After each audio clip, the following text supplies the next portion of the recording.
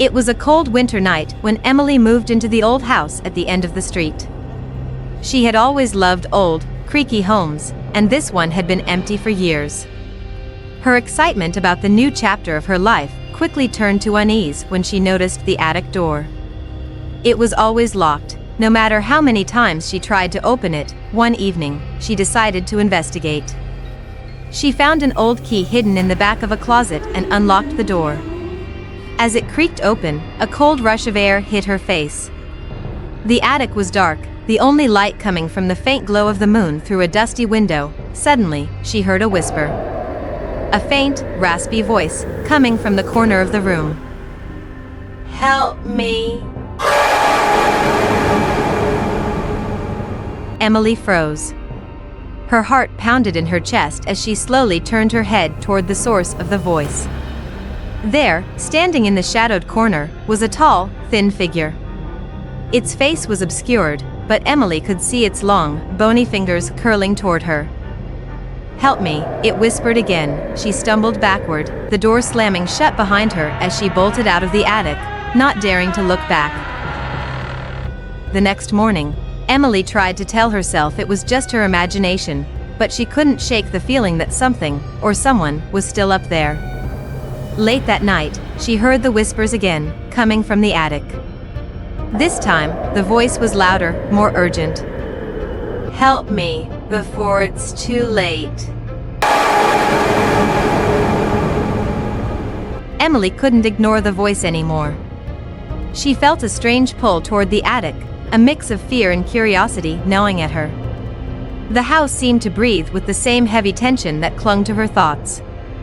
She knew she had to go back up there, though every instinct screamed at her to run. The old key in her hand felt heavier now, as if it held a dark promise she wasn't ready to face. Her feet dragged as she ascended the narrow, creaky stairs to the attic. With each step, the whispers grew clearer, more insistent. Her breath came out in short, uneven bursts, and the cold air stung her cheeks. When she finally reached the top of the stairs, she hesitated. The door loomed in front of her, and she could hear the voice now, desperate. "Please, help me, before it finds you." The key slid into the lock, and with a trembling hand, Emily twisted it open. The door creaked louder this time, and the darkness beyond seemed to swallow the light. She stepped inside, the floorboards groaning beneath her weight. The shadows in the attic seemed to stretch, moving like living things. "Who's there?" she whispered, her voice barely audible. There was no reply, only the sound of soft rustling from the farthest corner of the room. She turned toward it, and the air grew colder. Then, the figure emerged.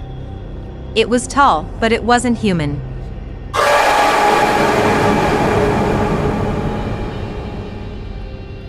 Its limbs twisted unnaturally, and its face was a blur, as if it had been erased from memory. It stepped toward her, the whispers now replaced by a low, gravelly voice. "You shouldn't have come. Now, you'll be trapped with me." Before Emily could move, the attic door slammed shut behind her again, and the shadows seemed to close in, surrounding her in an unholy silence. She tried to scream, but no sound came. The figure reached out with its skeletal hand, and the room grew colder still. Emily's heart raced as her mind scrambled for a way out. She couldn't let this thing take her like it had taken so many others before. She had to find a way to break free. But just as she thought she might escape, the whispers returned, this time not from the corner, but directly behind her. "Help me." Emily spun around, her pulse pounding in her ears. There, in the very center of the attic, the figure was closer now, its blurry face inching toward her. She could feel its cold breath, a chill that sank deep into her bones. It was as if it existed in multiple places at once, its shadowy form shifting, flickering, always just a step behind her. "Help me, before it's too late."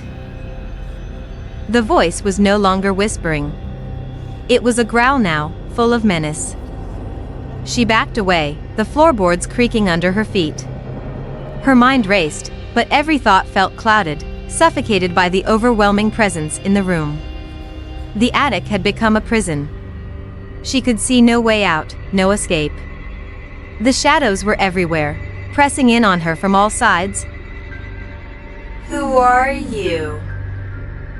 Emily demanded, her voice shaking. "What do you want from me?" The figure tilted its head, as though considering her words.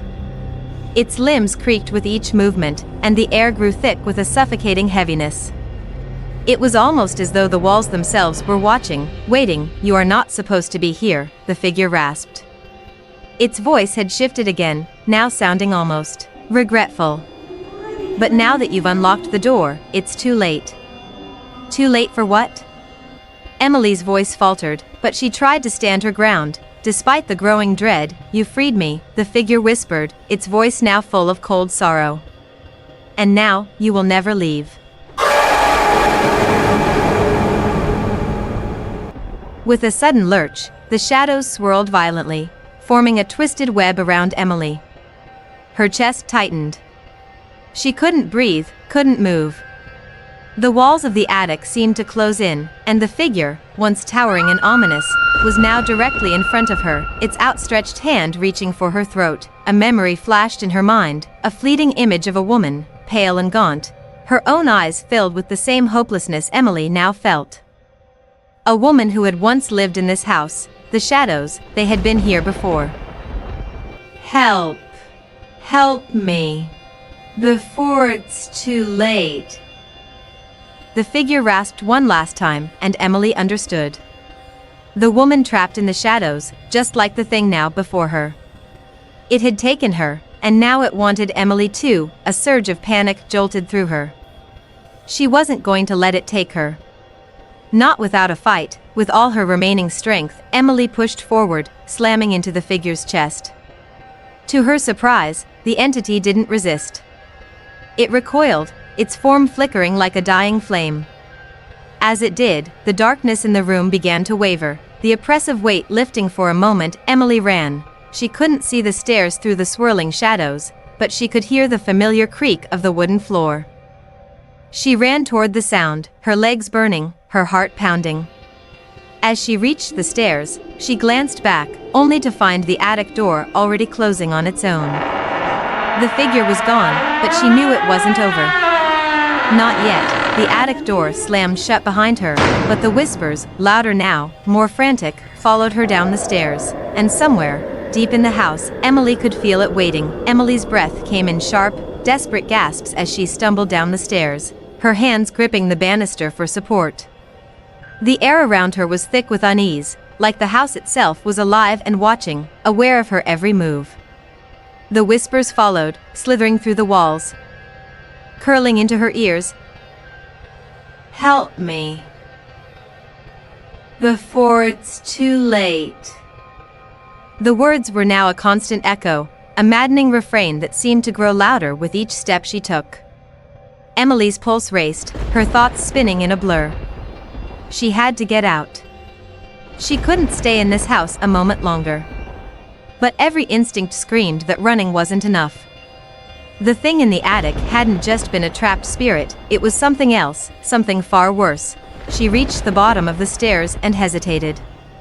The front door stood in front of her, an impossible barrier between freedom and the unknown horrors that waited in the shadows. Emily's fingers brushed the cold metal handle, and just as she was about to pull it open, a low, growling voice came from behind her. "You think you can leave?" Her heart skipped a beat, and she froze. Slowly, she turned around. The figure from the attic stood at the foot of the stairs, its shadowy form even more monstrous now, towering over her. Its face, still a blur, began to take shape, and Emily could see faint glimpses of someone who had once been human. But that face, it was hollow, cracked, as though it had been torn apart by something far beyond death. "No," Emily whispered, backing away slowly, her mind racing for a way out. "I won't let you, you already let me," the figure rasped, its voice now a sickening mix of anger and grief. "You opened the door. You set me free. And now, you'll stay with me." The darkness surrounding it rippled and surged, taking shape in the corners of the room like twisting tendrils. Emily's throat tightened with fear, but a defiant fire sparked within her chest. She wasn't going to die here. She couldn't. In a burst of adrenaline, she swung the door open and bolted outside, the cold night air hitting her like a slap. But even as she ran, the whispers seemed to chase her. The very ground beneath her feet felt wrong, as if the house was trying to drag her back. She didn't look back as she tore through the front yard, her feet pounding against the frozen earth.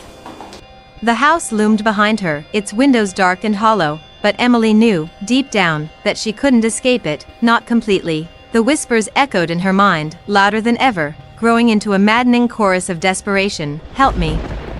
Help me. Before it's too late. Emily stopped in her tracks, gasping for air, her eyes darting around the empty street. There was nowhere to run, no one to turn to. And then, she realized with a growing horror, the house wasn't just after her, it was after everyone. The figure wasn't merely seeking to trap her in the attic. It had been waiting to do this for years. Waiting for someone to unlock the door and unleash its curse. And now that Emily had set it free, it would never stop. It would never let her go. The ground beneath her feet trembled. The whispers swirled around her, and Emily felt a cold hand touch her shoulder. It's too late, it whispered. You're already mine. And as Emily's scream shattered the silence of the night, she knew she would never escape. Not the house, not the figure. Not the shadows that clung to her every step. They were part of her now. Forever.